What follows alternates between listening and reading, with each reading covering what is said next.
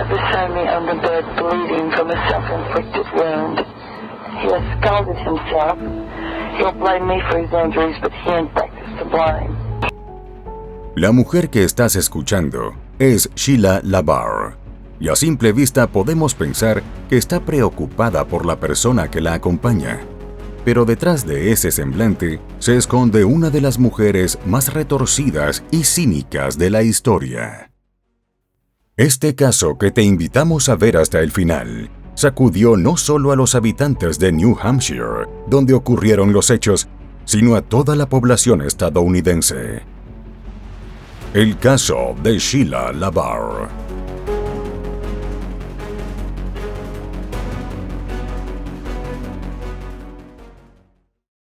Hola a todos.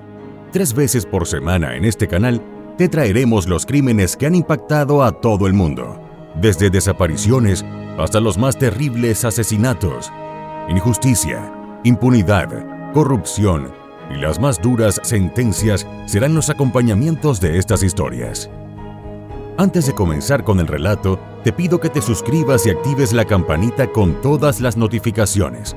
Tampoco olvides dejar tu like, ya que de esa manera podré seguir creando contenido. Sin nada más que decir, analicemos juntos todos los detalles de esta historia criminal. Nacida el 4 de julio de 1958 en Fort Payne, en el estado estadounidense de Alabama, Sheila K. Bailey fue hija de la unión entre Manuel Bailey y su esposa Ruby Bailey. Los esposos criaron a Sheila junto a sus 5 hermanos en el seno de una familia bautista. El padre trabajaba en el departamento de carreteras del estado como operador de maquinaria, mientras que la madre era ama de llaves. Pero detrás de su apariencia de hombre religioso y proveedor de su familia, Manuel tenía un carácter infernal y generaba un ambiente problemático en su hogar. No era raro que el padre llegara a casa en estado de ebriedad, y especialmente los fines de semana se mostraba violento con los suyos. Para tener idea de la fuerza descomunal que desarrollaba cuando estaba furioso, basta decir que en cierta ocasión, estando solo en la casa, Manuel volcó la pesada estufa de hierro fundido que usaban para calentar el hogar durante el invierno. Apenas su esposa y sus hijos aparecieron en la puerta, procedió a arrojarles comida con tanta ira que de inmediato Ruby y los niños corrieron a refugiarse en el auto. Con ánimos de seguir la pelea, Manuel avanzó hacia el auto y en un movimiento instintivo, todos cerraron las puertas al tiempo que la madre encendió el motor. De pronto, el hombre golpeó con tanta fuerza una de las ventanas que hizo estallar los vidrios y en el proceso perdió el equilibrio. Y aunque su esposa y sus hijos huyeron a pie, el sujeto se las arregló para tomar una lata de anticongelante y arrojársela a Sheila. La niña, que entonces tenía apenas 6 años, se cubrió la cara y la lata le golpeó los dedos, dejándole una cicatriz imborrable. Escondida luego junto al resto de su familia en un maizal en el borde de la propiedad, Sheila continuó escuchando los gruñidos de su padre mientras corría de un lado a otro, tratando de encontrarlos. Cuando finalmente se dio por vencido, caminaron 8 kilómetros en el medio de la noche para quedarse con otros familiares, al menos hasta que su padre se recuperara. Ser hija de Manuel fue la causa de muchos males, según reveló Sheila años después. Contó que tanto ella como su hermana habían sido víctimas de abuso íntimo por parte de su padre. Del resto de esos años, no ha trascendido mayor información hasta que, ya siendo una jovencita, Sheila logró graduarse en la escuela secundaria. Ya para ese momento se había convertido en una chica hermosa, de larga cabellera castaña y una mirada radiante. Sheila se enorgullecía de su apariencia y soñaba con ser cantante de música country o modelo. Entretanto, usó sus atributos físicos para competir en concursos de belleza, pues habiendo crecido como la menor de 6 hermanos, sin recibir demasiada atención en la familia, lo que Sheila más anhelaba era destacar a toda costa y convertirse en una estrella. Y ciertamente, el don de atracción lo tenía. Los hombres quedaban hechizados por su manera de comunicarse de forma efectiva y amable, junto a su aspecto cautivador. Pero no solo eso, sabía mostrarse educada y respetuosa cuando era necesario. En cambio, cuando quería algo, Sheila era autoritaria y exigente. Hacia finales de 1980, conoció a John Baxter, un padre divorciado de 19 años, 4 menos que ella, y que vivía en Fort Payne, Alabama. Tras salir por un mes, Sheila y John se casaron en víspera de Año Nuevo de 1981. Tras el fracaso de su primer matrimonio, él realmente deseaba que esta nueva unión funcionara. No obstante, en menos de 2 meses, la relación con Sheila resultó una pesadilla. Sheila detestaba desempeñar el papel de madre sustituta, en lugar de ir en busca de su ambicioso sueño de ser artista. Como resultado, descargó su ira en Wendy, la pequeña hija de John. Un día, al volver de su trabajo como instalador de líneas eléctricas, él descubrió que la niña estaba encerrada en una habitación del tamaño de un armario. Sheila le había dado un orinal para usarlo durante sus largas horas de encierro, pues si a la niña se le ocurría salir, la cruel madrastra la golpeaba y rompía sus juguetes, mientras la amenazaba con atentar severamente en su contra si se atrevía a contarle algo a su padre. Sin que su hija dijera nada, John supo lo que había estado sucediendo a sus espaldas y acto seguido echó a Sheila de la casa. El matrimonio duró exactamente 6 semanas y aunque el divorcio se concretó un año después, la mujer pronto se preparó para buscar un nuevo marido. Mientras tanto, como necesitaba dinero, Sheila consiguió empleo en un local de comida rápida y no pasó mucho tiempo antes de que se involucrara románticamente con uno de sus compañeros. Su nombre era Ronnie Jennings, y su madre administraba el autocine local. Era atractivo, alto, no tenía hijos y salía con varias chicas a la vez. Después de llevarla a casa una noche, Sheila cayó rendida a sus pies. Y si bien él no estaba interesado en una relación formal, en lo sucesivo continuaron viéndose, sin importarles faltar al trabajo por pasarse horas fumando cannabis. Contrario a lo que deseaba Sheila, él todavía quería acostarse con muchas, tenía un estilo de vida audaz y supuestamente se había involucrado en un negocio ilegal. Pese a las ansias de libertad del joven, ella supo conseguir su objetivo y apenas obtuvo el divorcio de John, convenció a Ronnie de que se comprometiera. Después de casarse, se mudaron a Chattanooga y casi de inmediato él supo que había cometido un error. Sheila tenía cambios de humor intensos que se volvían violentos repetidamente. Y cuando estaba en ese estado, Ronnie se mantenía despierto toda la noche, temiendo ser blanco de un ataque fatal. En una ocasión, tuvo miedo de que ella le quitara la vida con un par de tijeras. La consecuencia de las acciones de la mujer fue un distanciamiento con su esposo, algo que ella, fiel a su naturaleza, tomó como una oportunidad para comenzar una aventura con Sam Williams, el vicepresidente y heredero de la empresa familiar para la que trabajaba. Dado que él también estaba casado, en principio la aventura le resultó a ella por demás emocionante. Luego pensó en lo conveniente que sería una relación más seria con Sam, y le dijo que quería dejar a su esposo para ser cuidada y amada por él, que de inmediato se mostró dispuesto a complacerla. No obstante, cuando el padre de Sam descubrió su secreto, le ordenó a su hijo que pusiera fin al asunto y para tener la certeza de alejar a la tentación, despidió a Sheila. Al verse privada del hombre que podría darle los lujos que soñaba, y para colmo, sin empleo, Sheila no tuvo mejor idea que atentar contra su propia vida, tomándose un frasco de pastillas, lo que la dejó en un coma durante una semana, y al despertar se encontró con que había sido ingresada a una institución psiquiátrica. De acuerdo con su testimonio posterior, durante ese lapso fue abusada sexualmente por un empleado. Al transcurrir 30 días tras salir del pabellón psiquiátrico, Sheila estaba convencida de que su salud mental era envidiable. Su marido, por el contrario, creía que era una desequilibrada. Así las cosas, Ronnie se hartó y se divorció. De vuelta a la soltería, en 1987, Sheila vio su oportunidad dorada al encontrarse con el anuncio personal de un hombre de 60 años que buscaba compañía femenina. Su nombre era Wilfred LaBarre, y además de haber enviudado recientemente, era un conocido y respetado quiropráctico de New Hampshire, con una envidiable posición económica, lo que incluía una granja de caballos que valía alrededor de $1 millón y un consultorio quiropráctico en la costera ciudad de Hampton. Varias mujeres respondieron al aviso, pero ninguna candidata destacó como Sheila, quien incluyó una fotografía de ella frente a un espejo vistiendo nada más que una bikini rosa.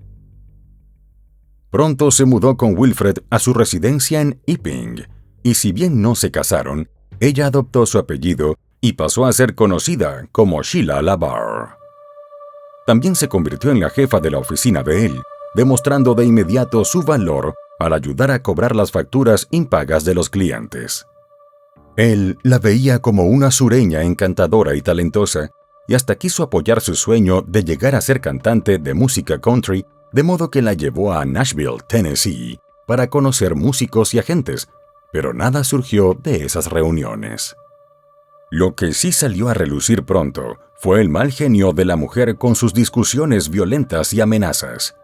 En consecuencia, no fueron pocas las veces que él debió llamar a la policía para resolver disputas domésticas con ella. Wilfred, que jamás había sido un hombre miedoso, de pronto se descubrió temiéndole a su mujer, tal y como luego lo relató Laura Melisi, su hija. De hecho, para Laura fue muy evidente la transformación sufrida por su padre a raíz de la unión con Sheila, pues de ser un hombre alegre y optimista, pasó a ser alguien que vivía con el peso de una enorme angustia.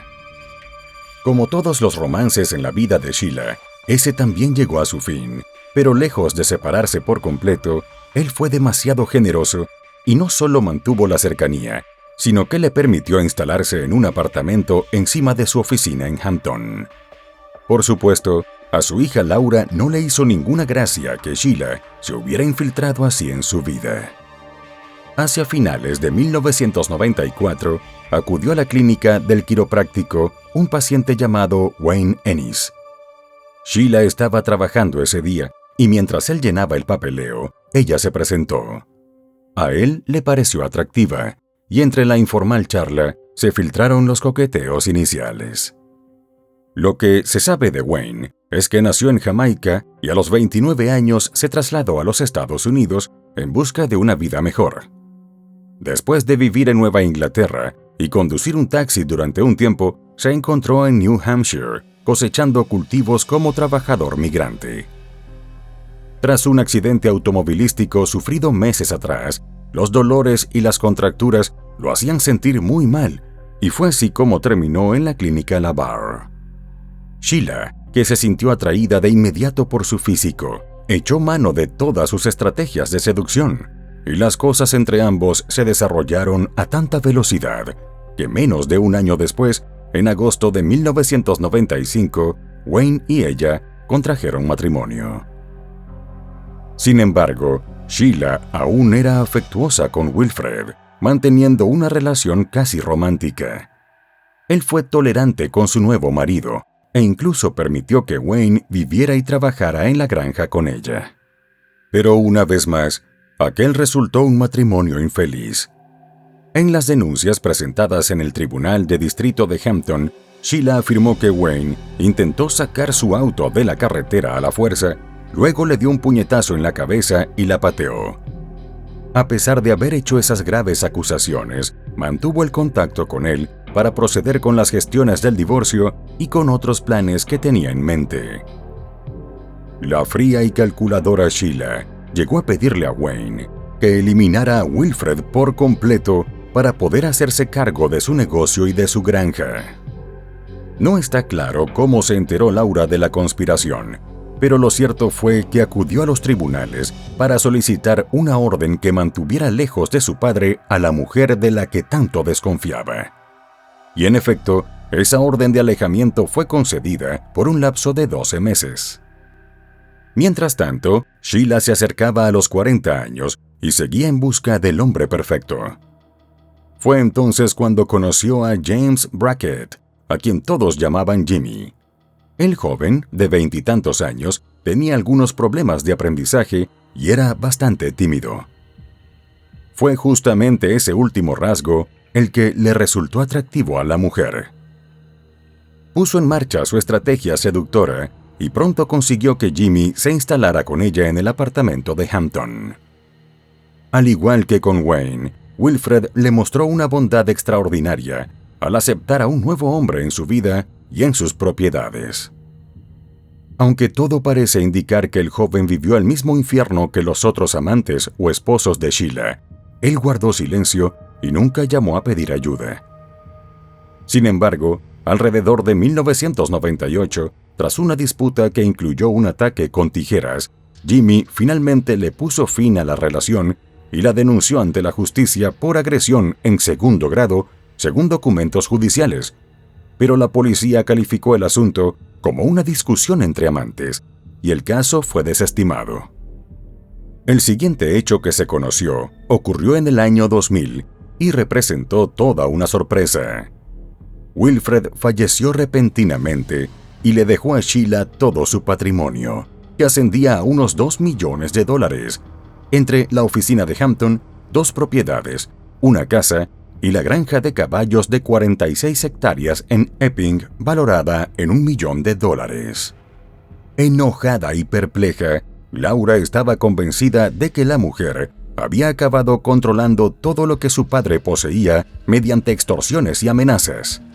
Y no solo eso, sino que creía que su defunción había sido el resultado de un envenenamiento. Pero en el certificado forense, los médicos habían concluido que Wilfred falleció a causa de una insuficiencia cardíaca. Mientras Laura intentaba que alguien investigara el caso, Sheila llevó adelante los arreglos correspondientes para que el cuerpo fuera incinerado, y posteriormente tomó las cenizas y las esparció por toda la granja. Su rápida actuación impidió que se pudiera hacer una segunda autopsia, y tras haber sido despojada de todo, Laura quedó dolida y con una sensación de profunda injusticia. Instalada desde entonces en la gran residencia con todas las comodidades, Sheila siguió como si nada, y a menudo se la veía en las carreteras en su Mercedes-Benz plateado, batiendo al viento su rubia cabellera impecablemente teñida. Y aunque por fuera todo se veía de maravillas, en el interior de la mujer la violencia ganaba terreno y comenzó a utilizar armas para intimidar. Eso le ganó la antipatía de muchos y una pésima reputación. Pese a ello, aún manejaba a su antojo el arte de seducir para conseguir lo que deseaba. Por esa misma época, comenzó la tarea sistemática de molestar al departamento de policía de Epping, donde llegaron a tener registros de más de 100 llamadas de ella para quejarse de lo que se le ocurriera, desde el supuesto ruido en su calle y la conducta de sus vecinos hasta supuestos hechos de violencia doméstica. Además, no se conformaba con llamar por teléfono. También enviaba faxes y cartas o se presentaba en persona. En ese sentido, muchas fuentes han apuntado que su objetivo no era otro que lograr que agentes de policía guapos acudieran a visitarla cada vez que se sentía juguetona. El asunto era tan cierto que en la comandancia quedaron registrados los informes de muchos agentes que tuvieron que verla en distintos grados de desnudez cuando acudían a su casa a verificar las denuncias. Otros directamente escucharon insinuaciones íntimas. Debido a ese tipo de conducta y a los escándalos que protagonizaba, a la larga, Sheila se convirtió en una excéntrica a la que ningún miembro de la fuerza quería tratar. Al mismo tiempo, la mujer parecía tener un deseo particular por hacerle daño a Jimmy, su expareja. En 2002 intentó atropellarlo y en 2003 lo apuntó con un arma y tiró del gatillo, con la buena suerte para él de que Sheila erró el tiro. A pesar del riesgo para su vida, él jamás presentó cargos formales en su contra. Había otra cuestión, no menos perturbadora. Como le disgustaba estar sola, Sheila tomó por costumbre contratar a hombres jóvenes, supuestamente para trabajar, pero luego los convertía en sus amantes. Ninguno se quedó mucho tiempo con ella y el comentario general de los vecinos era que cuando lograban abandonar la propiedad de la mujer, iban golpeados e incluso con la ropa manchada de sangre. Aunque se ha especulado que algunos de esos hombres perecieron en las garras de Sheila, eso es algo que no se ha podido comprobar. En cambio, lo que sí quedó demostrado fue que durante todos esos años, Sheila se dio a la tarea de grabar cientos de audios en los que se le escuchaba interrogando o reprendiendo a sus víctimas de maltrato. En otras grabaciones, simplemente hablaba sola. La mujer cada vez daba más muestras de estar fuera de control. En 2004, tuvo la mala ocurrencia de ofrecerle a su vecino una noche desenfrenada de copas e intimidad. Cuando él la rechazó, ella lo siguió hasta el bosque no en una, sino en 2 oportunidades, y de paso llevaba con ella un rifle. Afortunadamente salió ileso y vivió para contarlo, pero desde entonces debió aprender a vivir con el trauma. Por su parte, Sheila se dispuso a encontrar hombres a su medida, y con eso en mente, decidió acercarse a refugios donde le sería fácil hallar a candidatos más jóvenes que ella, que por su condición de pobreza y sus múltiples carencias no lo pensaran 2 veces para aceptar su oferta. El primero de ellos fue Michael Todd Deloche, de 38 años, quien vivía en un refugio para personas sin hogar dentro del mismo estado de New Hampshire, y fue allí donde ella lo abordó. Michael se crió al sur de la ciudad costera de New Haven, en Connecticut. Su padre era bombero, y si bien se había separado de su madre, Donna Lee Hanson Boston, siempre mantuvo el contacto con su hijo. Ya en la adolescencia, el pasatiempo favorito de Michael consistía en frecuentar locales nocturnos para escuchar bandas en su natal Connecticut y algo más tarde en Nueva York. Por ese entonces, aunque no tocaba ningún instrumento ni cantaba, era bueno componiendo versos con rimas, de modo que en sus visitas a un local legendario, al que acudían grandes artistas como Billy Joel y los Rolling Stones, Michael aprovechaba cada ocasión de micrófono abierto para leer sus letras desde la tarima. También era un consumidor algo desenfrenado de alcohol y sustancias ilegales, sin mayor estabilidad en su vida. Por esa época se hizo novio de una chica llamada Loretta, y eso lo motivó a enderezarse. Posteriormente ella quedó embarazada y contrajeron matrimonio. Pero tanto el matrimonio como la sobriedad de Michael se desmoronaron en breve, y tras ser abandonado por Loretta, quien además le impidió ver a su hijo, Michael recurrió a sus vicios habituales en busca de consuelo y olvido. Convencido de que iba por el mal camino, resolvió empezar de nuevo en 2002, a los 34 años, cerca de su madre y su padrastro, Gordon Boston, en New Hampshire. Fue apenas una fugaz estabilidad que en cuestión de meses lo llevó al refugio para personas sin hogar donde conoció a Sheila. Durante un tiempo, Michael mantuvo una relación profesional con Sheila. Ella le dio un lugar donde vivir a cambio de que trabajara en la granja. Hasta que, como siempre, la mujer lo convirtió en su amante. Emocionado ante la nueva perspectiva que se abría en su horizonte, Michael llamó a su familia y les contó todo sobre su nueva novia, a quien describió como una rica terrateniente y empresaria que cuidaba de él. He was very happy. He said that he had met this woman, Sheila, and he was in love with her. Al conocerla, Gordon pudo comprender de entrada la fascinación de su hijastro. Sheila era atractiva, pero sobre todo vivaz y divertida.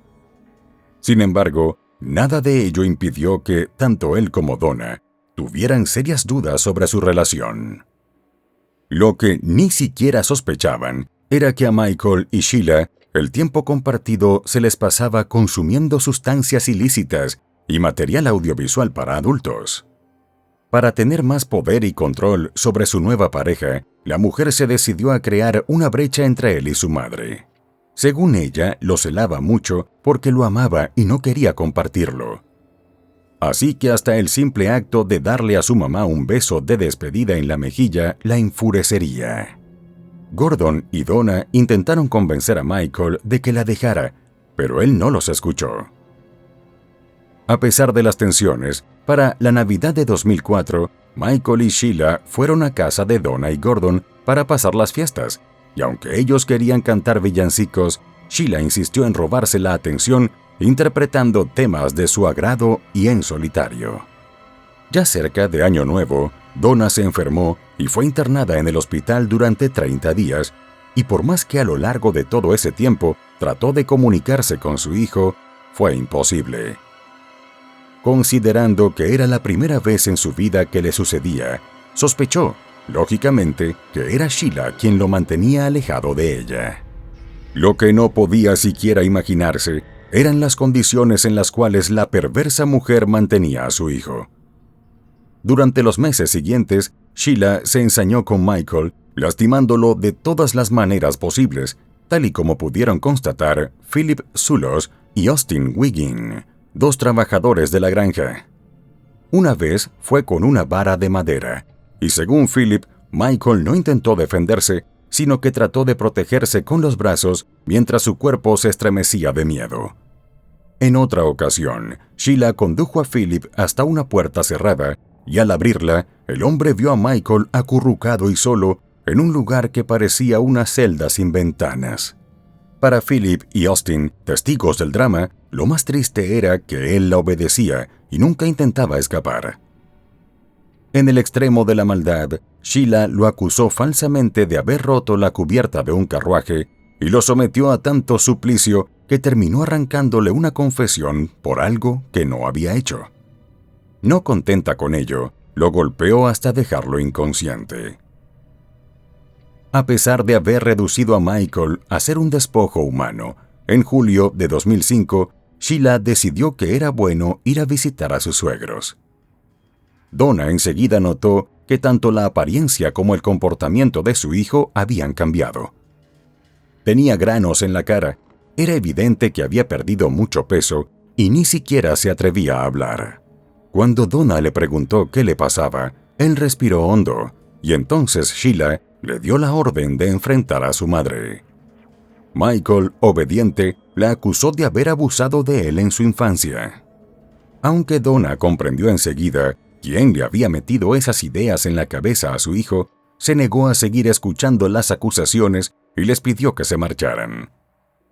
Unos días más tarde, Sheila obligó a Michael a escribir una carta en la que confesaba ser un abusador de menores.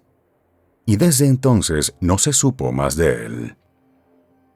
Varias semanas después, Austin volvió a pasar por la granja a ver si había algún trabajo que pudiera hacer. Cuando se dio cuenta de la ausencia de Michael, quiso saber qué había pasado, y Sheila se enfureció.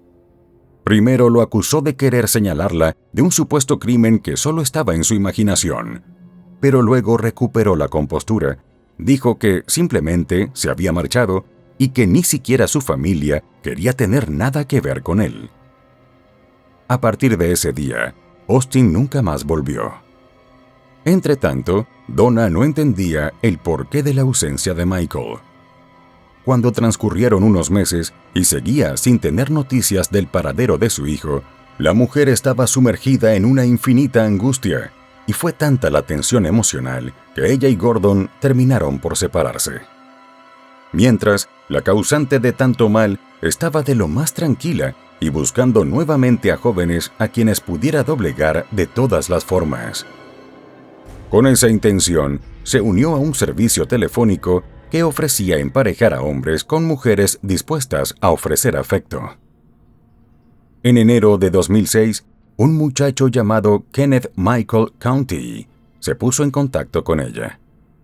Kenneth nació el 18 de julio de 1981 en Massachusetts y fue hijo de la pareja integrada por Kenneth County y Caroline Lodge. Aunque fue diagnosticado con un trastorno del espectro autista, ya desde su primera infancia, Kenneth destacó por su afición a jugar al béisbol y al hockey, y su padre, que era entrenador del equipo de la escuela, disfrutaba al llevarlo a los partidos.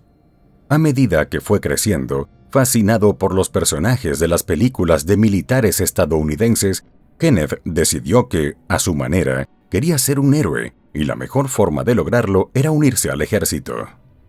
A disgusto con la idea de que su hijo se fuera de casa y por su carácter bondadoso se cruzara con gente mala que le hiciera daño, Carolyn rogaba que cambiara de idea, pero eso no pasó. Apenas se graduó de la escuela secundaria, Kenneth se alistó y comenzó el entrenamiento básico en Fort Benning, en Georgia. Pero al no poder completar la parte de abdominales del entrenamiento básico, el jovencito recibió el alta médica y no le quedó más remedio que volver a casa. Afligido, aceptó un empleo en un lavadero de autos local, y en breve se ganó el aprecio de sus compañeros y superiores. Entre finales de 2005 y principios de 2006, Kenneth, que entonces contaba con 24 años, resolvió probar suerte en la vida independiente. Dejó la casa familiar y se mudó a Wilmington, en el vecino estado de Vermont, donde compartía residencia con otro joven que lo consideraba un chico tranquilo y responsable. Mientras, Carolyn seguía al tanto de todo, lo visitaba periódicamente en el trabajo y también hablaban por teléfono a diario. Pero debajo de su entusiasmo, Kenneth se sentía solo y al margen del afecto de su madre, ansiaba compañía femenina. De hecho, en cierta oportunidad, aquel malestar lo condujo a intentar quitarse la vida. Fue así como, durante una noche de insomnio de 2006, vio un anuncio en la televisión que ofrecía entrar en contacto de inmediato con mujeres dispuestas a dar cariño. Cuando marcó el número, era Sheila quien estaba al otro lado de la línea. Tras algunos intercambios bastante explícitos, ambos se habían enganchado.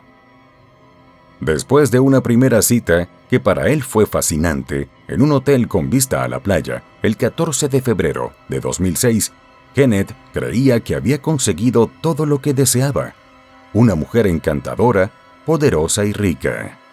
Así que, transcurridos 4 días, se fue a vivir con Sheila sin explicarle nada a su familia, ni a su compañero de residencia. Por su parte, ella le prometió un nuevo comienzo que contemplaba trabajo, felicidad e incluso un nuevo nombre.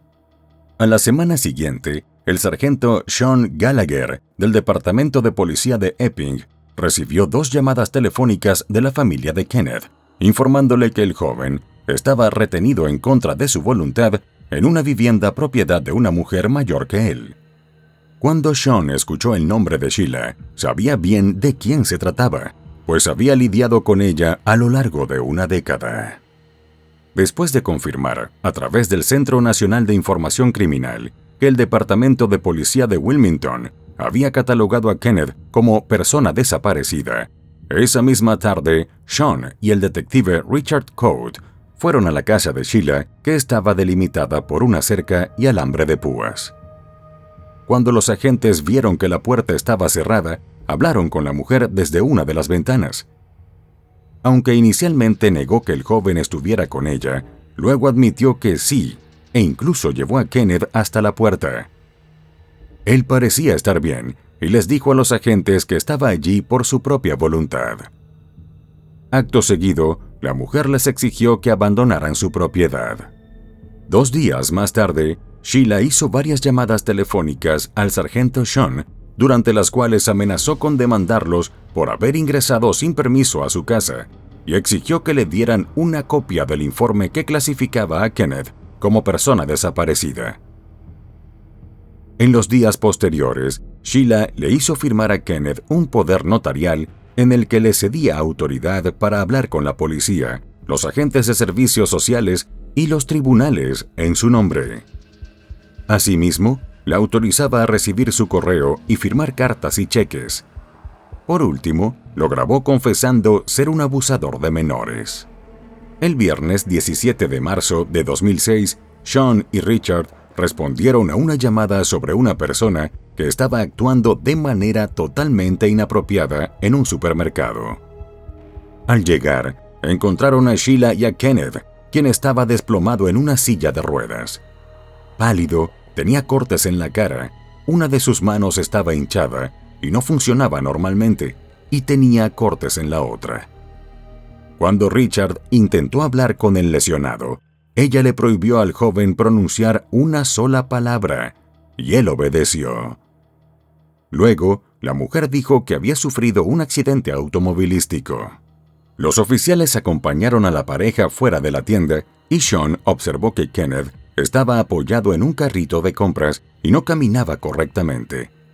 De hecho, Sheila tuvo que ayudarlo a subir a su camioneta. El martes 21 de marzo de 2006, valiéndose de veneno y un arma blanca, Sheila le quitó la vida a Kenneth. Luego segmentó y quemó su cuerpo.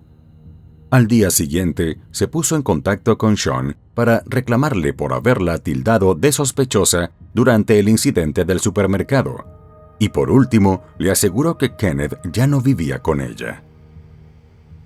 El jueves 23 de marzo de 2006, Carolyn llamó de nuevo al departamento de policía, y cuando le informaron que su hijo había regresado a Massachusetts, la desesperación terminó por apoderarse de ella. Durante la madrugada siguiente, Sheila llamó a la policía y les reprodujo la cinta de audio en la que, bajo presión, Kenneth había confesado un delito que jamás cometió. La llamada fue lo suficientemente inquietante como para movilizarlos hasta la granja para verificar el bienestar del joven. Después de una entrevista con Sheila, que no produjo ningún avance, el domingo 26 de marzo de 2006, la policía regresó con 3 órdenes de registro para la propiedad. De ahí en adelante, a lo largo de varias jornadas, cientos de agentes recogieron pruebas, entre ellas la ropa de Michael. En el proceso, además, quedaron al descubierto múltiples manchas rojizas en la cocina, la sala de estar, el comedor, 2 baños, una bañera y un arma blanca. Algunas eran tan antiguas que tenían capas de polvo. Y, por supuesto, descubrieron huesos y dientes, presumiblemente humanos, y evidencias de fosas quemadas bastante tiempo atrás. Sin embargo, en lugar de arrestarla de forma preventiva, Sheila quedó libre y varios agentes recibieron la tarea de seguirla de cerca. Pero astuta como ninguna, ella se las arregló para escapar de la policía. Con el cabello teñido de un rojo intenso, llevando $85,000 en efectivo y cheques, y contando con que sus encantos nunca le habían fallado, Sheila se dispuso a conseguir quien la transportara. Así se cruzó con un par de hombres que la llevaron en sus autos sin tener idea de que la pasajera era sumamente peligrosa y estaba huyendo de las autoridades. Cuando finalmente se emitió la orden de arresto, el 31 de marzo de 2006, la mujer ya estaba lejos. Sin embargo, pasadas 48 horas, las autoridades dieron con ella. En su poder aún tenía $33,000 en efectivo, un cheque bancario por otros $50,000 y cannabis. El 3 de abril de 2006, al día siguiente de su arresto, Sheila fue procesada en un tribunal de distrito de Massachusetts por 2 cargos: prófuga de la justicia y posesión de cannabis. Pero pronto se acordó su traslado a New Hampshire, y como no impugnó su extradición, la llevaron para ser procesada por el cargo más grave: asesinato en primer grado por la muerte de Kenneth. La escena en el tribunal era impactante. Mientras ella, totalmente indiferente, permaneció sentada junto a su abogado, Carolyn, rodeada por otros miembros de la familia de Kenneth, sostenían una foto ampliada del joven. Fingiendo luego estar conmocionada por la acusación, Sheila les dijo a los periodistas que nunca habría lastimado a Kenneth y que todo era una farsa organizada por la policía. Entretanto, a la espera de su audiencia de causa probable, Sheila quedó detenida sin derecho a fianza en la cárcel del condado de Strafford. Durante la semana posterior, el juez de sucesiones del condado de Rockingham firmó una orden que anulaba la propiedad de Sheila y confiscaba todos sus bienes. Laura aprovechó la oportunidad para impugnar el testamento, argumentando que Sheila había heredado indebidamente el patrimonio de su padre. Entretanto, continuaban las intensas pesquisas en la propiedad, y aunque no habían dado aún con ningún cuerpo, los investigadores estaban seguros de que Kenneth había sido víctima de un desenlace fatal que se había concretado con la incineración de sus restos. En el proceso de búsqueda de evidencias, se encontró que buena parte de las manchas rojizas no coincidían con el ADN de Kenneth. Como resultado, fue tomando fuerza la idea de que fueron más los que fallecieron en manos de Sheila, y en lo sucesivo, los detectives revisaron los informes de personas desaparecidas, verificando si alguna de ellas tenía alguna conexión con la granja o con la sospechosa. Asimismo, se pidió al público información sobre cualquier persona que después de haber conocido a la acusada, se hubiera marchado sin explicación. La búsqueda continuó durante 17 días y fue entonces cuando los investigadores decidieron bombear el tanque séptico. Debajo de las aguas residuales y el aguanieve encontraron una bala, partes de un teléfono celular, un hueso y el certificado de nacimiento de Michael. Más tarde, hallaron también la carta manuscrita por él en la que supuestamente confesaba ser un abusador. Tras estos hallazgos, los detectives se pusieron en contacto con Donna para informarle que habían encontrado algunas de las pertenencias de su hijo, incluida una carta con el nombre, la dirección y el número telefónico de ella. Había transcurrido casi un año sin saber nada de él. Mientras avanzaban los trámites para el juicio, en octubre de 2007, los abogados de Sheila consiguieron que el tribunal la declarara indigente, lo que significaba que el Estado debía hacerse cargo de los gastos de su defensa jurídica.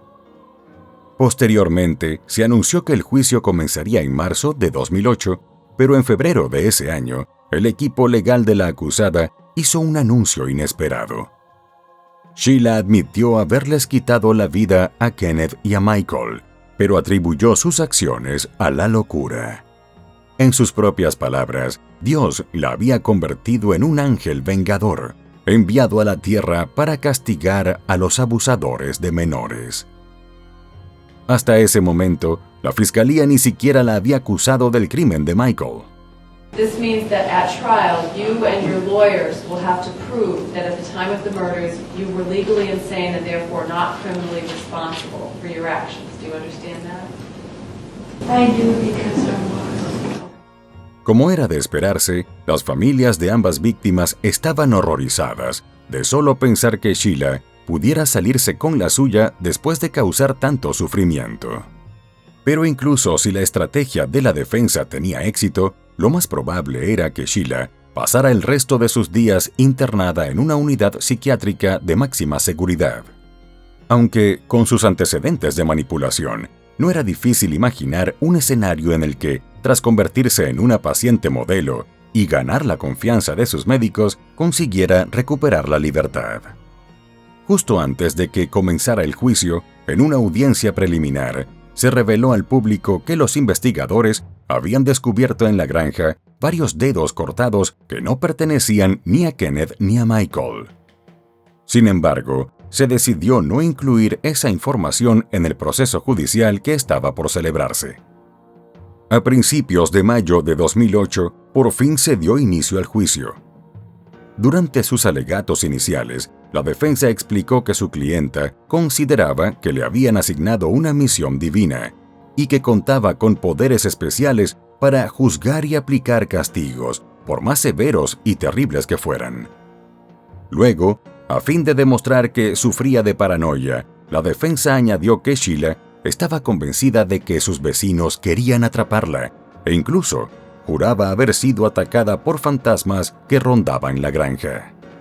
Por su parte, la fiscalía contraatacó, describiendo a la acusada como una persona grosera, manipuladora, cruel, vengativa y en el terreno amoroso era una mujer violenta que no cesaba de causar dolor. En ese sentido, sus falsas acusaciones de abuso contra Michael y Kenneth no habían sido más que una forma de controlar y humillar. Transcurrieron 5 semanas en las que subieron al estrado más de 40 testigos, entre ellos sus exparejas James Brackett, mejor conocido como Jimmy, y Wayne Ennis, además de Laura Melisi, la hija de Wilfred LaBarre. Culminado todo ese proceso, El jurado se tomó 2 días y 13 horas hasta regresar el 20 de junio de 2008 a la sala del tribunal con un veredicto unánime. Rechazaron el alegato de locura y declararon a Sheila culpable. Uno de los abogados defensores dijo más tarde que, justo en ese instante, su clienta se desplomó en sus brazos y exclamó con satisfacción que gracias a Dios la habían considerado una persona cuerda. A continuación, Sheila LaBarre fue condenada a cadena perpetua sin posibilidad de libertad condicional por los crímenes cometidos en contra de Michael DeLoge y Kenneth County. Con el alivio de tener un cierre y que se hiciera justicia, los familiares de las víctimas no pudieron evitar celebrar entre lágrimas y abrazos. Reunidos para la ocasión, Donna y Gordon se dieron apoyo mutuo. Aunque en los años posteriores no hubo novedades en el caso ni se encontraron más restos, los investigadores siguieron convencidos de que la historia de Sheila bien podría esconder secretos tanto o más macabros que lo que había salido a la luz. Sheila apeló su sentencia en 2010, pero la moción fue rechazada. En la actualidad cumple su condena en la institución correccional de Homestead, en el estado de Florida. El increíble poder de seducción de esta mujer solo es comparable con la inmensa maldad que albergaba en su interior.